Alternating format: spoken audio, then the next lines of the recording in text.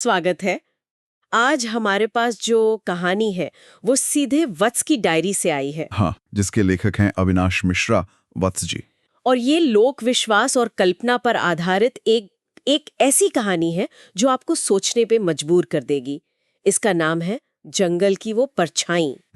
और ये कहानी एक बहुत ही बेचैन करने वाला सवाल पूछती है। क्या सबसे बड़ा धोखा सबसे खूबसूरत चेहरे के पीछे छिपा होता है? बिल्कुल। हम देवपुर नाम के एक गांव की कहानी में उतरेंगे, जहां एक ग्वाले की जिंदगी एक अलौकिक घटना से हमेशा के लिए बदल जाती है।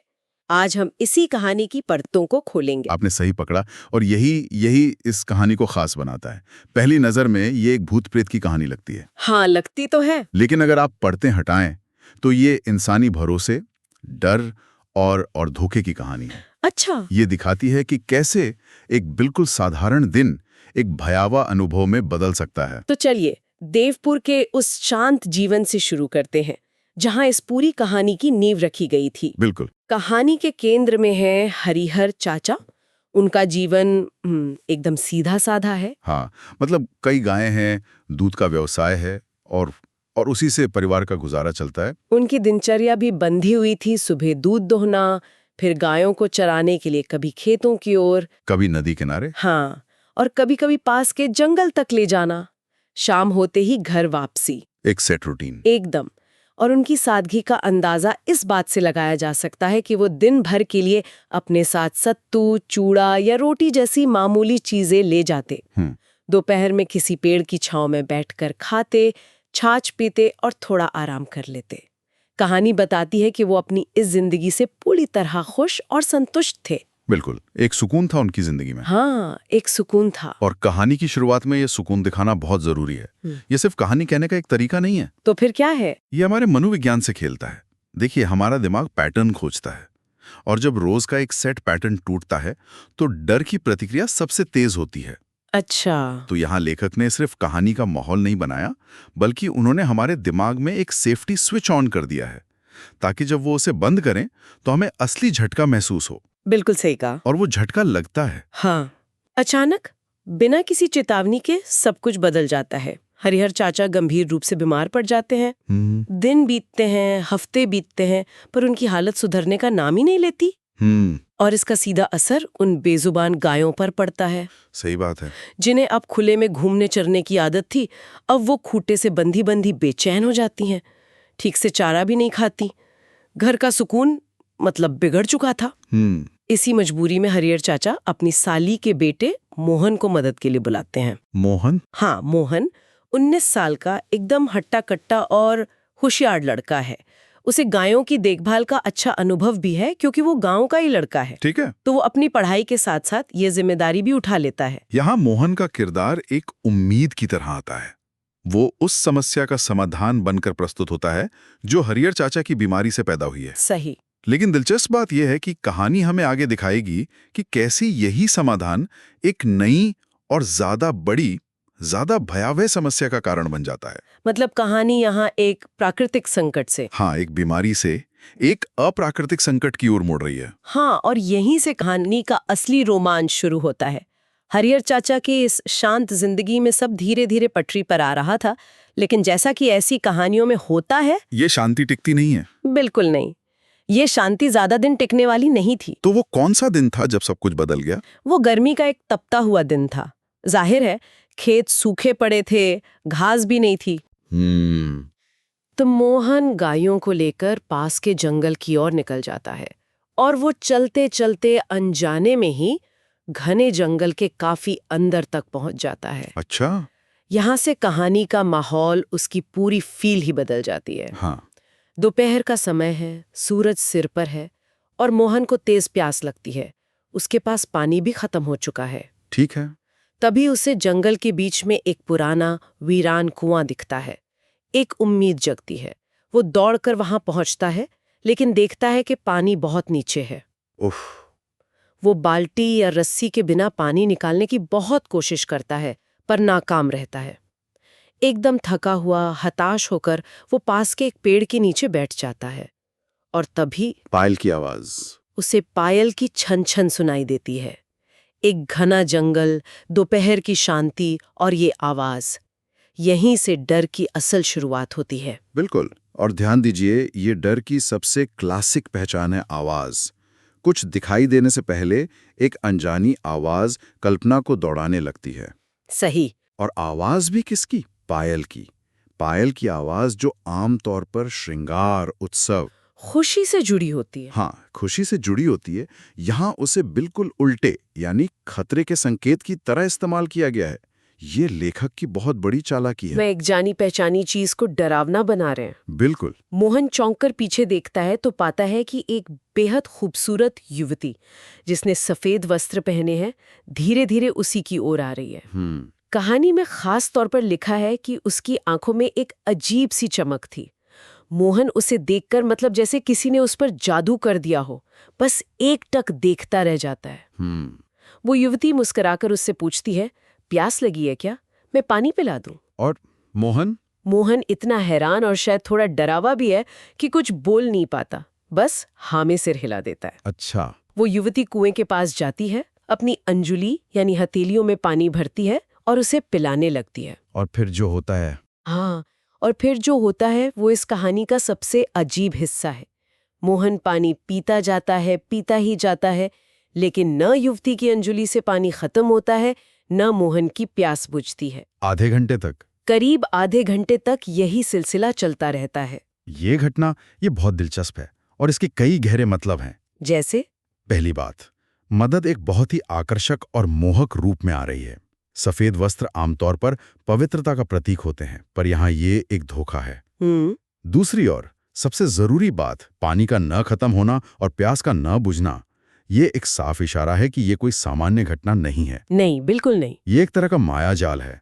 यहाँ पानी पिलाना सिर्फ एक मदद नहीं है, ये एक तरह का सौदा है, एक बंधन है जो मोहन अनजाने में बना रहा है। मतलब वो जितना पानी पी रहा है? हाँ, वो जितना पानी पी रहा है उतना ही उस शक्ति के प्रभाव में आ रहा है। मुझे ये बात सबसे ज्यादा अजीब लगी। पानी खत्म ही नहीं हो रहा है, ये कोई सामान्य मदद नहीं हो सकती। लेकिन एक सवाल मेरे मन में आता है। पूछिए। क्या ये संभव है कि कोई अलौकिक घटना न होकर मोहन का भ्रम हो? वो प्यासा था, गर्मी से बेहाल था, थका हुआ था। क्या उसका दिमाग उसके साथ कोई खेल खेल रहा था, एक तरह का मति भ्रम? ये एक बहुत अच्छा सवाल है। तार्किक रूप से देखें तो बिल्कुल संभव है। डिहाइड्रेशन से मतिभ्रम हो सकता है। हाँ। लेकिन लोक कथाओं का मकसद हमें तार्किक जवाब देना नहीं होता। उनका मकसद हमें उस एहसास में डुबाना होता है जहां तर्क काम करना बंद कर दे। कहानी हमें ये नहीं पूछने देती कि ये कैसे हुआ, बल्कि ये पूछने पर मजबूर करती है कि अगर ये सच में हुआ तो क्या होगा। अच्छा, तो ये डर तर्क से परे का डर है। बिल्कुल सही बात है। और कहानी भी इसी दिशा में आगे बढ़ती है।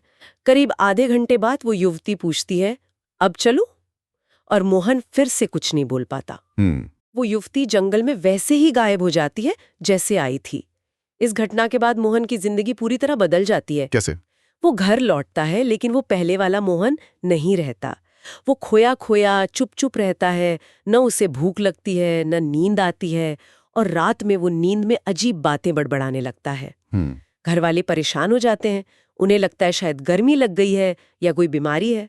लेकिन फिर एक रात वो अचानक जोर से चीख पड़ता है और बेहोश हो जाता है। घर में हड़कंप मच जाता है।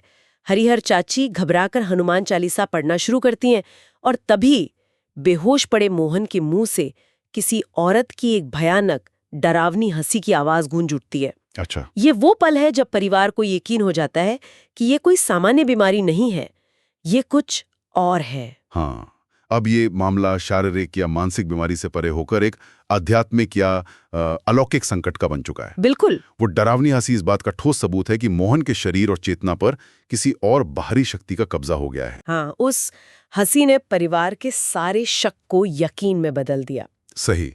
ये डर को उसके चरम पर ले जाता है, क्योंकि अब समस्या का समाधान डॉक्टरों के पास नहीं, बल्कि किसी और के पास खोजना होगा। बिल्कुल। डरे हुए घर वाले फौरन पास के गांव के भोला ओझा के पास जाते हैं। ओझा यानी झाड़ फूंक करने वाले। हाँ, ओझा सारी बात सुनकर कहते हैं कि ये जंगल की परछाई है और ये कोई साधारण चीज नहीं, इससे निपटना बहुत मुश्किल होगा। इसके बाद जो होता है वो सिर्फ एक परिवार की नहीं, बल्कि पूरे गांव की लड़ाई बन जाती है। पूरा गांव शामिल हो जाता है? हाँ, ओझा के कहने पर पूरे गांव को इकट्ठा किया जाता है। घर के आंगन में गायत्री मंत्र का जाप शुरू होता है और लगातार घंटा शंख बजने लगते हैं। अच्छा। इस दौरान मोहन का व्यवहार और भी अजीब और डरावना हो जाता है। कहानी में बताया गया है कि वो कभी छत पर उल्टा चलने लगता है तो कभी इलाज कर रही भीड़ की ओर झपटता है, लेकिन किसी को छू नहीं पाता। हाँ, जैसे कोई अदृश्य दीवार उसे रोक रही हो। अगर हम इसे एक बड़े सामाजिक परिप्रेक्ष्य में देखें तो ये सामूहिक विश्वास और अनुष्ठान की शक्ति को दिखाता है। वो कैसे? देखिए, भोला ओझा का किरदार यहाँ सिर्फ एक जादू टोना करने वाला नहीं है। छोटे गांव में ऐसे लोग मनोवैज्ञानिक और सामाजिक स्थिरता का केंद्र होते थे। अच्छा। जब आधुनिक चिकित्सा या विज्ञान किसी चीज का जवाब नहीं दे पाते तो ओझा एक ऐसा जवाब देते हैं जो समुदाय के विश्वास तंत्र में फिट बैठता है। ये व्यक्ति को नहीं बल्कि पूरे समाज के डर को शांत करने का एक तरीका है।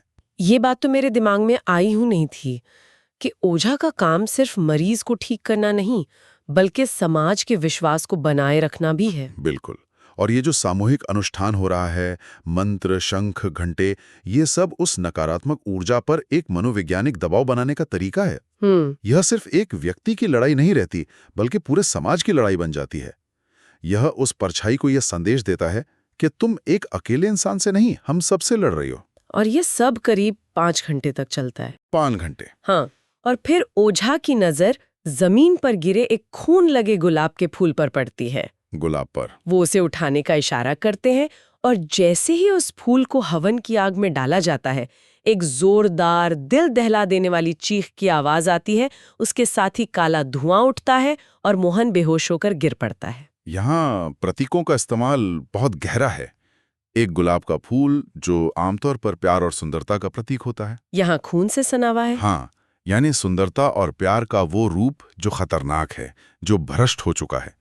वो फूल उस दुष्ट शक्ति का केंद्र या उसका भौतिक माध्यम बना हुआ है। अच्छा। उसे पवित्र अग्नि में जलाना एक प्रतीकात्मक क्रिया है, यानी बुराई को पवित्रता से नष्ट करना। और वो काला धुआं उस नकारात्मक शक्ति के जाने का एक साफ और नाटकीय संकेत है। कुछ देर बाद जब मोहन को होश आता है तो वो पूरी तरह ठीक हो चुका होता है। मतलब वो पुराना मोहन वापस आ गया? हाँ, वो थका हुआ है लेकिन अब वो वही पुराना मोहन है। होश में आने पर वो बस इतना ही बताता है, वो लड़की नहीं थी, वो जंगल के चुड़ैल थी। उस दिन के बाद मोहन और हरिहर चाचा दोनों ने ही उस जंगल का रास्ता हमेशा के लिए छोड़ दिया। जाहिर है। तो इस पूरी कहानी का क्या मतलब है? इसका सबक क्या है? सबक? कहानी के अंत में गांव वाले एक बात कहते हैं जो आज भी देवपुर में दोहराई जाती है। प्यार के रूप में आने वाली परछाइयों से सबसे ज्यादा डरना चाहिए। यही इस कहानी का सार है। ये चेतावनी है कि खतरा हमेशा एक डरावने या कुरूप चेहरे के साथ नहीं आता। कभी कभी ये सबसे आकर्षक, सबसे मोहक और सबसे मददगार रूप में आता है। हाँ, बिल्कुल उस खूबसूरत युवती की तरह जिसने मोहन को पानी पिलाया था। ये कहानी हमें सिखाती है कि हमें सतह के पार देखने की जरूरत है। मतलब किसी भी चीज पर आंख मूंदकर भरोसा नहीं करना चाहिए। बिल्कुल। सावधान रहना कितना जरूरी है, क्योंकि प्रलोभन अक्सर एक खूबसूरत मुखौटे के पीछे छिपा होता है। तो ये थी देवपुर के जंगल की कहानी, जहां एक खूबसूरत परछाई ने एक जिंदगी को लगभग तबाह कर दिया था। ये कहानी हमें याद दिलाती है कि लोक कथाओं में अक्सर गहरी सच्चाइयां और सदियों पुरानी चेतावनियां छिपी होती हैं। हाँ, जिन्हें हम आज भी नजरअंदाज नहीं कर सकते। बिल्कुल।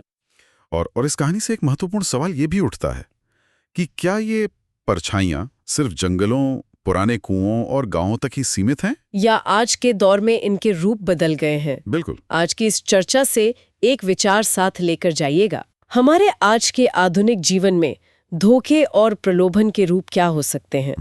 उन प्यार के रूप में आने वाली परछाइयों को हम कैसे पहचान सकते हैं, जो शायद किसी घने जंगल में नहीं बल्कि हमारी रोजमर्रा की जिंदगी में, हमारे फोन की स्क्रीन पर या किसी आकर्षक ऑफर के रूप में हमारे आसपास ही मौजूद हो? ये सोचने वाली बात है।